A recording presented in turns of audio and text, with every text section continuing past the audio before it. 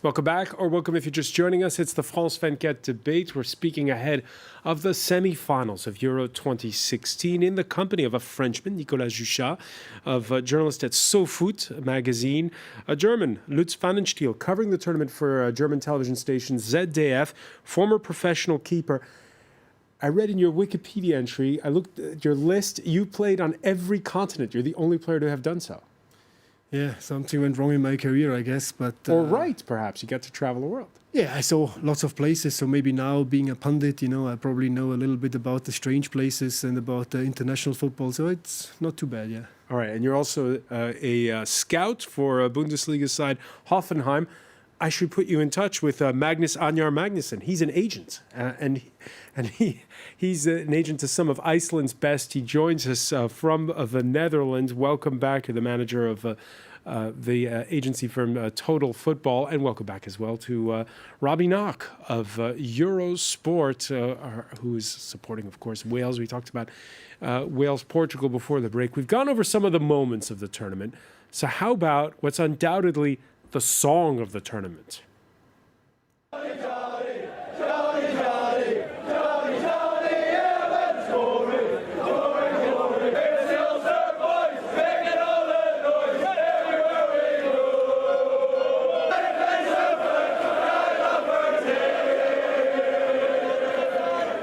Not the song of the tournament that I was waiting for. I was expecting to hear this song that everybody's been playing about Will Griggs, who is this substitute for Northern Ireland, who didn't come on to play a single minute, I believe, and yet his name has become an anthem, the Wigan player. Griggs on fire.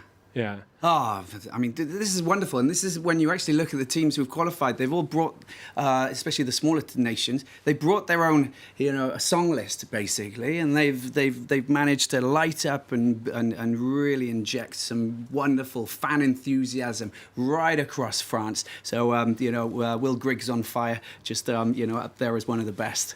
Nicolas Juchat, the French fans criticize sometimes for... Well, they can sing the Marseillaise if they're playing well, but other than that, they don't use the flag and they will do pop, pop, pop, pop, pop, and that's it. Yeah, and that's it. Whereas some of the other teams, they have a full repertoire of song. Why is that? I think it's just French people. They don't have the same culture for football as people in Wales, in England, in Scotland, or Ireland. We have a strong capacity to support the national team, but when you check the club football, we don't have the same culture for supporting. So people inside the stadium, you will have plenty of people. Every Sunday or Saturday, they won't be watching football. They just take the shirt, the flag, and will follow the French national team during the big tournament. So they don't have a real football supporting culture. They have the personality to support the national team, the country, and that's it. That's why our specialty, finally, it's to do the hola in the stadium. The Mexican wave, yeah, it's that. Is there gonna be a change, you think, after this tournament? No, I don't think it's gonna change because in '98 it was already like this. In 20 years or almost 20 years, it didn't change. I think we are like this. We will keep like this, and maybe it's quite good because I enjoyed quite much. For example, this year to see the people from Ireland, from Wales, from England. They bring their songs, their list of music, and I don't expect French supporters to compete with them, but I'm okay. It's okay. I don't expect the French supporters to invent new songs, to have the Will Griggs on fire. It's okay. We are used. We prefer French national team to win, to support them during 2 or 3 weeks. That's it. What have you thought of the atmosphere, Lutz, at this tournament so far? Well, at some games, absolutely brilliant. I think we said it already that Iceland, Northern Ireland and Wales, as well as Ireland and Sweden, they were always really happy, like great atmosphere inside the stadium and especially on the streets. My colleagues from Germany, they even went with the tube up and down because the Northern Irish were singing that well. It went that far. So I think it was quite good, apart from a few incidents in the start with the hooligans, which obviously should not be at a tournament like that. I think it was so far a really beautiful tournament when it comes to the atmosphere. And I think somehow the whole France is waiting now for France reaching the final, because then maybe the climax will be hit again. if Germany makes it, it will be a little bit more quiet in Paris. The last time the two teams played, it was November 13th, the Paris attacks, including one bomb that went off outside the National Stadium. What are the thoughts of German fans going into the tournament on that score? Yeah, I think all over Europe it was, people were a little bit worried about that, of course. Especially some of my players in Hoffenheim were there at that night, and they were basically locked into the changing room for a few hours. So they really had a little trauma out of that, and it was obviously shown in the German media that way as well. But I think security-wise it was very well done so far. You never really feel frightened wherever you go. And I think showing, for example, that 10% of Icelandic people traveled to France, it couldn't be that scary after all. Magnus Anjar Magnusson, was there ever any doubt overcoming for some of those fans after what had happened here in France? No, people overall didn't think so much about it. Obviously, one or two, but in general, no. Everybody was sure that nothing would go wrong, and everybody wanted to join in to enjoy the atmosphere and obviously support Iceland. But people were not concerned about that at all. A lot, Nicolas Juchat, riding on football. And we saw it, for instance, the fact that at Sunday night's game, you had both the French president and the prime minister in the stands. Obviously, their opinion poll numbers are not great. And this is a way, perhaps, for them to get a bit of mileage out of a sporting event. Or is this something that's really important for a nation? It's about more than just football here. It's like I told you before, we don't have the culture to support a football club, and to be in the stadium every week. So the people will be in the stadium for French national team. It's people who are not only football supporters. So for sure, they will see if the president is in the stadium. They will see the prime minister. But like all the rivals of François Hollande and Manuel Valls will say, it's not that will save them. It's not because France will win the Euro Cup. They will increase in the opinion of French people. So they have to come, because it's something is far beyond football, but it's not enough. And meanwhile, we saw the president of Iceland not in the official stand, but with the fans. Oh, that's just extraordinary, and I think that goes to show the spirit of and the enthusiasm of this Icelandic population who just turned up in France and really made this competition extraordinary. It's great, and I think that's really important. I think that in France it's just slightly a little bit more complicated, because it's all about kind of the reputation. I mean, you wouldn't see President François Hollande, wearing a French shirt, jumping up and down, creating a song, about Johnny Hallyday or something, some kind of a fan song. It's not going to happen. But he is wearing that scarf though around. He's got the scarf. He's got the scarf. There you go. So does he wear it well? Not really. Right. Needs to take the tie off. Just loosen the necktie. All right. Something to think about there. We see him with the scarf there. On the hashtag F24debate, we have a poll on Twitter, and so far you can still vote. By the way, 37% say Germany will win the tournament. 32% say France. 25% Wales, 6% Portugal. Again, you're not showing much love here to the Portuguese, which brings us to, I guess, the semifinal that all the home fans are waiting for. Now, even though France lost 2 years ago in Brazil to Germany and was also thwarted by the Mannschaft at the 1986 World Cup, the one everyone remembers is 1982. France is leading 3-1 in extra time in Seville, Spain, in the semifinals of the World Cup. German keeper Harald Tony Schumacher knocks out substitute forward Patrick Battiston. No penalty, no red card, and the Germans rally to win on penalties. Nicolas Juchat, is it something you think about? Is 1982 the thing you think about? In fact, I was 1 year old at that time, so I didn't watch the game, but I know all about that story, because it was told and told again to me, and I know it was it's the reason why France, for football, has a kind of inferiority feeling toward Germany. We have the feeling it's very difficult to beat them in official tournament. We can beat them in friendly games. It happened quite much, but I think we have a kind of fear of the German national team, and maybe Thursday it's an opportunity to go beyond that fear. Do players care about what happened in 1982, or for them that's just something that us old folks talk about? It's funny, because Patrick Battiston was with me at the first of the opening game in the German TV studio at ZDF, and we actually were talking about that incident. And it still is in his mind. Obviously, people look at Toni Schumacher as the beast from Germany, and now me as a goalkeeper talking, I think it would have been a red card. The game would have been probably in a complete different method in the end, and France would have gone through. So I think, yeah, it's a long time ago, but especially the older people, they do remember that. It doesn't matter if in Germany or in France. I think the generation now, which is mostly in front of the PC, they don't really know. They only know what they saw on television.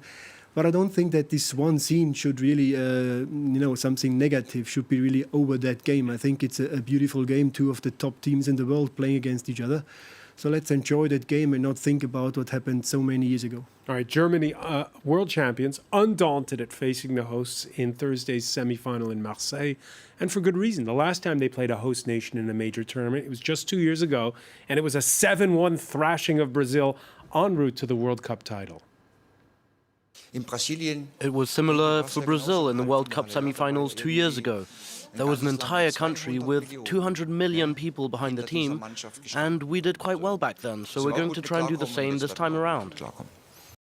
Robbie Knock, home field advantage goes out the window, and it's France-Germany. Well, with Germany, I think that they're such a strong footballing nation with capable of knocking out teams in penalty shootouts. For the English and going all the way and lifting World Cups. So I think they've got every chance to be in that final. Well, I mean, getting into the semi-final was pretty much logical. Beating France on home soil, I think that for the match against Iceland and the way that the French played and the way that the French have actually embraced their national football team, I think that they're going to have their work cut out, to be honest with you. Work cut out, but what have we got? Khedira, Gomez, Hummels, who scored the goal against France 2 years ago in the quarterfinals. They won't be on the field. Right, and that's obviously going to play into the hands of les Français and les Bleus, and they will take advantage of that. And I think that any little psychological factor that Didier Deschamps can take to use in their favour, I mean, it's going to be priceless. And just having three players out of the match, obviously, could prove, it could push the balance in France's way. Lots of nagging doubts before the tournament began, most notably Karim Benzema over a sex tape scandal. France's best player, another Galactico, was not selected. There was controversy over that. They were booing Olivier Giroud, who's turned out to be a prolific scorer since. But when you look at France's road to the semi-finals, Portugal hasn't won a game in regulation time. France hasn't played a club the likes of Germany so far. Yeah, it was the main point about France. It's the fact it was very difficult, a big struggle to beat some teams that are not among the favorites. Albania, we scored at the really last moment. Romania, it was the same. So now we are saying that France will get its first real test against its first real big opponent. Iceland was a good opponent, but I think we got them at the good moment. They just did a very good performance, and maybe they were not ready to get a second big game right after. So we will know many things against Germany. It's maybe the tournament for France really starts on Thursday. Magnus Anyar Magnussen, what do you think of France's trip to the semi-finals? Are you convinced by Les Bleus? Well, it's always an easy bet to say that Germany will win because they do it oftenly. But I think that Didier Deschamps has found his starting 11, and they did brilliantly against Iceland. Maybe, Iceland is not the biggest name to beat, but they did it convincingly. They were excellent in the first half, and I think that they will win. All right, Arsenal striker Olivier Giroud coming off again a brace against Iceland, also undaunted for his part when it comes to facing Germany. Manuel Neuer is a great goalkeeper, but we have very good goalkeepers in the French team too. Of course, he's a key player in their team, but I've scored a couple of goals against him already, and I hope that my teammates will as well. In any case, he isn't an unbreakable wall. So he's trying to get into Manuel Neuer's head, it seems, there. What do you think of the pre-game banter? Does that work? Well, it maybe works sometimes, but I not think at a semi-final in Europe it shouldn't work anymore.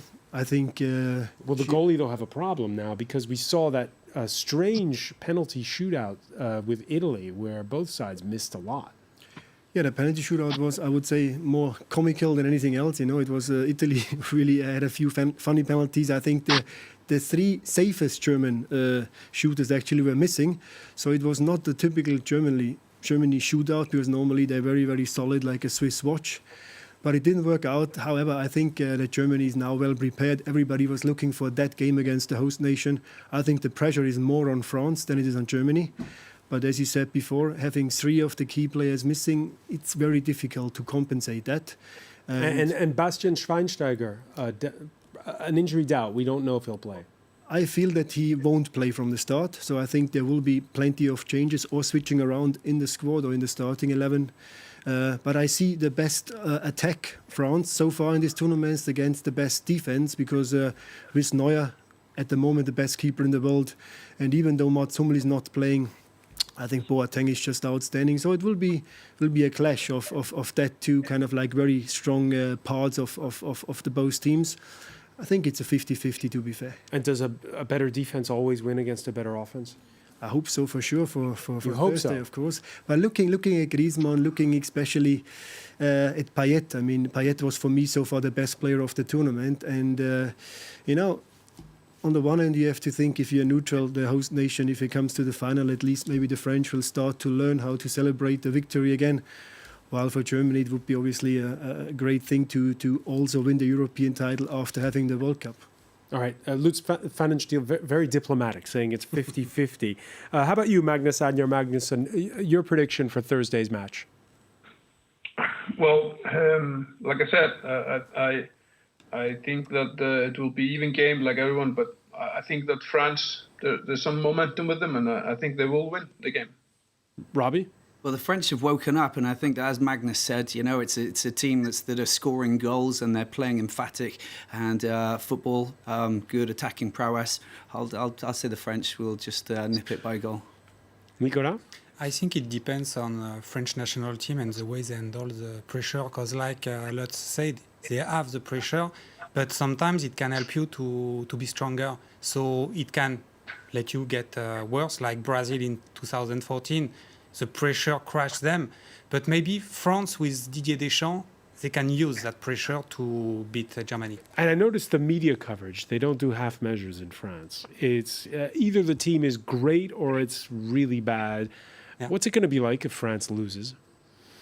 If they lose with panache, like we could say in French, panache, it will be okay because With flair. they feel the contract. They are in semi-final. If they lose against Germany with a great game, it's okay. But if they get a 7-1, that will be a problem. But I don't think Didier Deschamps can lose 7-1.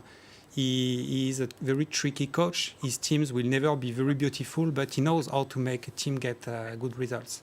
Knows the team to make good results. Now, there's one final point I need to ask everyone about. I don't know how superstitious you all are, but there's what's called the 12-year rule, it seems. We talked about Denmark in 1992. They were a team that weren't slated to go. They only went because Yugoslavia was suspended, and then they go on to win the tournament. 12 years later, Greece at the Euro in Portugal, a team with no stars whatsoever. There was no Gareth Bale in that team. There was no Gudjonsson. They go on to win the tournament. Could this be the year of a minnow like Wales? It could be for sure. I mean, I personally see Wales as the little favourite against Portugal, simply because the way Portugal played. And if a nation like Wales comes into the final, I think the support, the mentality of the British players, of the Welsh players, I think they will be there to eat France or Germany. It doesn't matter who comes in their way. They will be there. They will be like warriors, like the Celts. And I think it will be very, very open. So if Wales makes it into the final, I think everything is possible. And again, the same situation as is Iceland. The whole world will obviously, want the underdog to win. Magnus Einar Magnusson, it's interesting because it's not like a regular season match. It's a tournament. And what does that tell you, the fact that these small teams have gone this far? And do you see a team like Wales possibly winning? Is it possible? Yeah, why not? You know, it's like a cup competition, and if they manage to get through from Portugal, I'm sure that you know, in the final everything can happen. Red card, a penalty, a little bit of luck. So why not?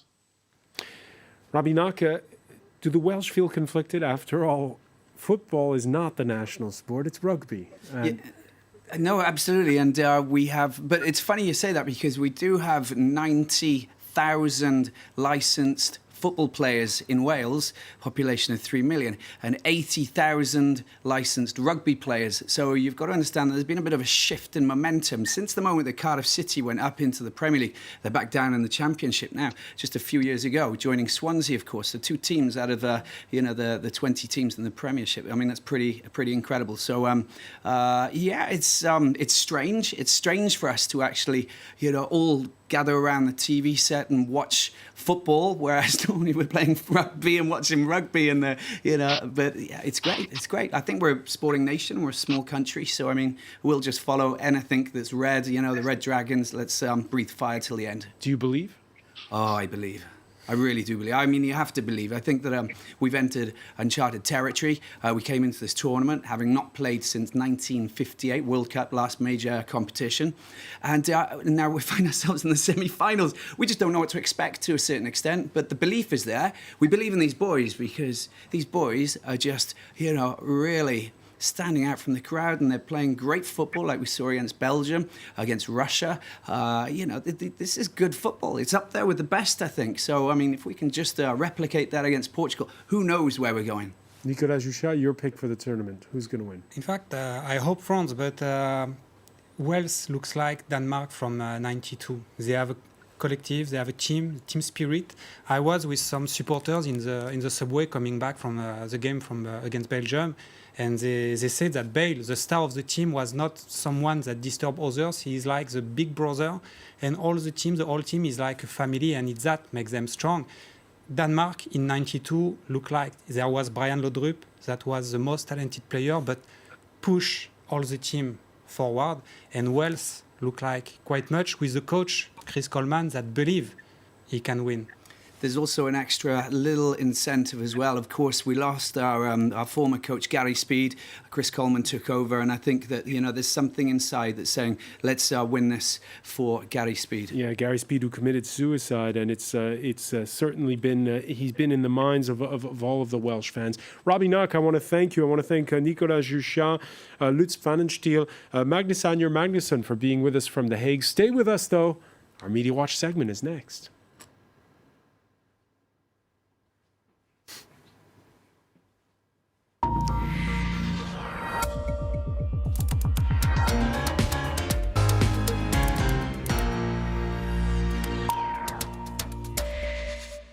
And Emma James is here. I know you've come to tell us there's absolutely nothing anywhere about this tournament.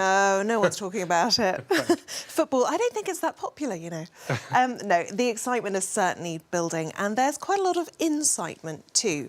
If we take a look at the German daily Das Bild, they have decided to bid adieu to Les Bleus already, which seems a little cheeky, to say the least. But what they're pointing out is that they have beaten the host nations at every big tournament since 1972, when they've been up against them. So it's a big, rather cheeky claim by them on their front page there, but Nice, they put it in blue, the front. But as this Twitter user points out, the last time Germany played the host nation in the semi-finals in a major tournament, it was, of course, Brazil-Germany, 7-1 the scoreline that time around. So Germany have every reason to be confident, it has to be said. Taking a look at The Guardian's coverage on this, though, a British paper, of course, so fairly neutral on this one, I think it's fair to say. They point out that France haven't beat Germany in a competitive fixture since 1958, which seems incredible. But they did, of course, win that friendly last year. It was a friendly that was overshadowed because of the terror attacks that happened at the same time at the Stade de France. But they won that one 2-0. So maybe it's not as bad for the French as you might think. And certainly Didier Deschamps is fairly confident. He says it's not going to be a stroll in the park for the Germans. He says they will be going all out, and they will have to be fair. Taking a look elsewhere, there is some bad blood historically between the two teams. As this Twitter user points out, on Thursday, we're going to get revenge for Patrick Battiston, who was actually stretchered off in the World Cup in 1982. Football fans have very long memories, it has to be said. Patrick Battiston was hit quite hard by the German goalkeeper, Lost 2 Harald teeth. Schumacher. Yeah, well, we've gotten over that. Well, not everyone has, Right. it would appear. But anyway, so yes, lots of people sort of saying this is the time to make up for that and to get your revenge. By the way, where Schumacher, is he around? Do we hear from him these days? No, he's the vice president at Cologne at his former club, and I don't think he enters France on a free bill anymore. No, I think All right. Of course, one of the other things that's going to be playing in France's favour is the fact that Germany are weakened by injuries, by suspensions, and so lots of things do seem to be coming together. And interestingly, if we look at the statistics on this one, Soccer Power Index projections, I'm not looking at Paul the Pulp or the octopus or whatever animals are predicting this time around. What do these mean? Well, according to them, it looks like a slam dunk for France, frankly. They say there's a 66% chance that France will make the final. They have a 55% chance of Power winning index the title. projections. Absolutely. There is an Americanization of sports, isn't there, with more and more statistics? No, definitely, and I think that everybody's looking at sort of the odds, etc. We used to have the bookies, of course. We rely on the bookies. Now we have Power Index and lots of different index, and they put together the stats. And now we can see that Wales got a 7% chance of winning the title. So I don't believe those. And finally, one player who everyone is going to be keeping a very close eye on, Jerome Boateng, of course, after that handball against Iceland. He has been a real star of the internet since that match, with many people putting him in different positions. It is all rather embarrassing. I've got him doing a bit of ballet, a bit of wrestling there, dropping down from up above. And my personal favourite, he was daydreaming about playing in the NBA, and somebody has come up with this rather lovely graphic, Air Boateng. Oh dear. Well, he did make up for it with a penalty at the end. And he's very handsome. Emma James, many thanks. I want to thank our panel once again. Thank you for joining us here in the France 24.